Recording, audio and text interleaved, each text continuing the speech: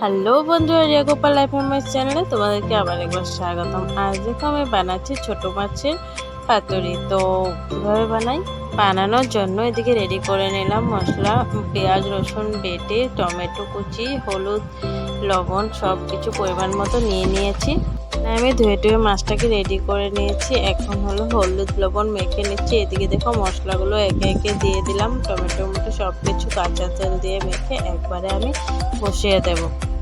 গরমের মধ্যেও অনেকটাই ইচ্ছে করছিল, এতদিন তো অনেকটাই গরম ছিল, তো একটু বৃষ্টি দেওয়াতে পর গেল গিয়ে নিয়ে আসলে। এদিকে দেখো মশলা টশলা সব দিয়ে আমি মেখে নিলাম, সব পরিমাণ মতো দিয়ে দিলাম। এখন মেখে কিছুক্ষণ ঢেকে রেখে দেবো।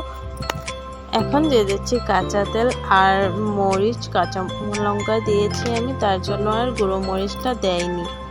সব কিছু দিয়ে আমি ভালো মতো মেখে নিচ্ছি, কারণ মাখাটা ভালো মতো হলে মাছটা খেতে হয়তো ভালো লাগে। আমিও এটা নতুনভাবে কিছু বানানোর চেষ্টা করছি, কিন্তু এরকম তো সবাই বানায়, তো আমি ভাবছি আমিও আজ বানিয়ে দেখি। মাখা হয়ে গেছে, তাই আমি একটু ঢেকে রাখছি। আর এদিকে চুলোতে কড়াই বসিয়ে দিলাম।